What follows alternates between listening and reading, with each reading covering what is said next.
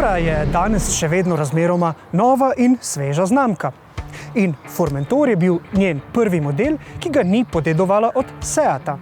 No in ta model danes pripoveduje zgodbo o tem, kako se stvari odvijajo, če se nečesa lotiš na pravilen način.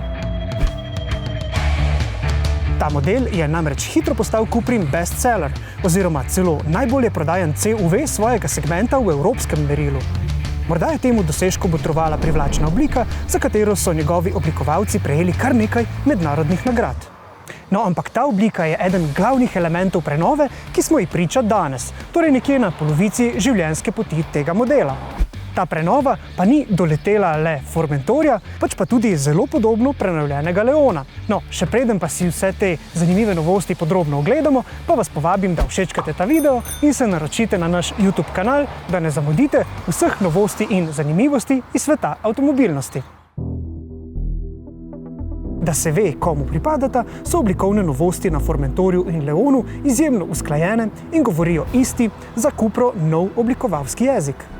Najbolj opazen je zdaj že značilen Cuprin nos, tale nos v obliki morskega psa. No, tu pa so tudi novi žarometi, ki so trikotni in imajo tudi v notranjosti številne trikotne elemente. No, če na hitro pogledamo še na zadek, pa je najbolj opazna novost tale nov, izstopajoč in zdaj osvetljen logotip. In kot se za prenovo spodobi, so tu seveda tudi nove barve karoserije in pa nova platišča, ki prav tako odigrajo pomemben del pri tej privlačni zunanji podobi. Pa sedimo še v notranjost. Ta prinaša boljši občutek kakovosti z na novo oblikovanimi elementi, kot so sredinska konzola, vratni paneli, zaslon pred voznikom in oblazinjenje. Na krajši testi vožnji smo že ugotovili, da je uporabniška izkušnja s tem srednjim zaslonom zdaj nekoliko izboljšana, na splošno pa so bolj kakovostni tudi uporabljeni materiali.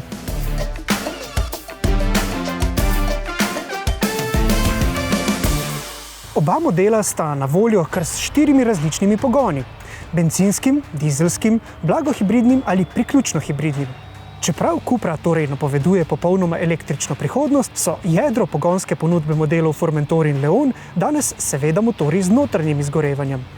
A elektrika bo imela odslej nekoliko več besede.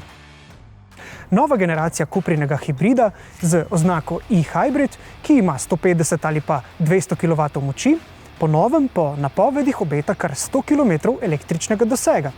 To je mogoče predvsem po zaslugi večje baterije s kapaciteto 19,7 kWh in na testni vožnji smo novinarji lahko ugotovili, da se v urbanih središčih in na regionalnih cestah tej številki zlahka približamo tudi v praksi.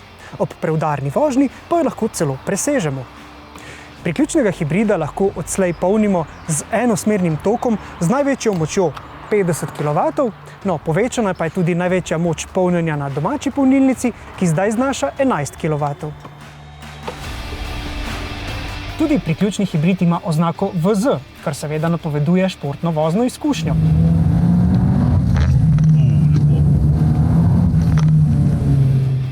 No in moram priznati, da me je ta avto tukaj na dinamičnih cestah v okolici Barcelone svojo dinamičnostjo in tudi športnostjo kar prijetno presenetil. Predvsem gre za dobro izkoriščanje potenciala elektrike, ki lahko s svojo odzivnostjo precej pripomore tudi k dinamični vožnji. Ampak seveda, tisti najbolj športen in dinamičen Formentor in Leon pod svojim pokrovom motorja skrivata le zelo močan bencinski motor.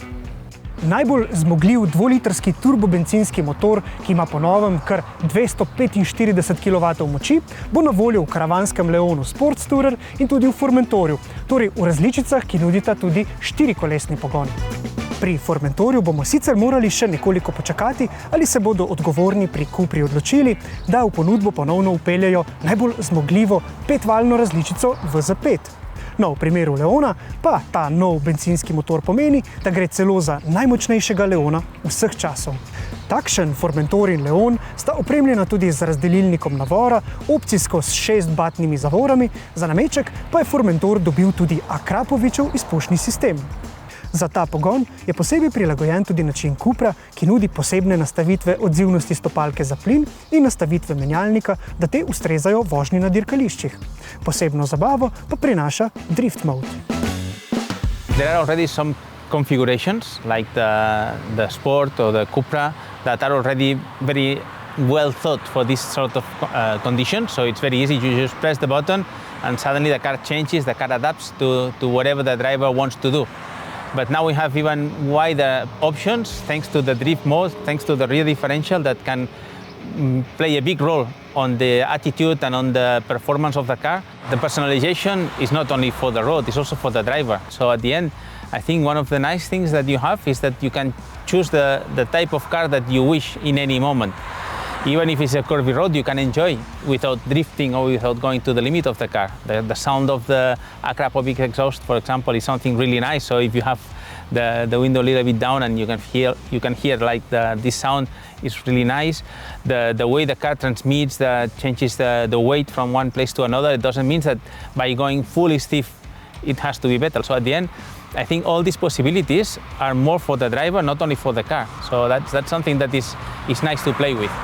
No in za konec še en detajl, ki po mojem mnenju pri tako užitkarskem vozilu prinaša zelo pomembno razliko. Formentor in Leon sta namreč opremljena s posebnim ojačevalnikom zvoka, ki nekoliko ojača zvok motorja in ga prenese v potniško kabino. No, ampak v tem primeru gre za umeten zvok in po mojem mnenju je pri tem zelo pomembno, da si lahko količino tega umetnega zvoka v primerjavi z naravnim zvokom nastavimo po svoje. Me personally, I like the sound of the exhaust as they are. But again, it's wishes of everyone. Some people like the car white, some people like the car black. I'm not saying that the sound of the exhaust is better than the sound of the amplifier. That at the end is something that you have to like, and we give you the opportunity to choose whatever you like. So now it's even better because you have more options to personalize for yourself. You ask me what I like to have it as it sounds from the exhaust, because I think it's already a very nice sound from the exhaust. Pa naj bo ta umeten zvok vsaj do leta 2030 še rezerviran za električne Cupre. No, mi pa bomo do takrat še nekoliko uživali v pravi zvočni kulisi.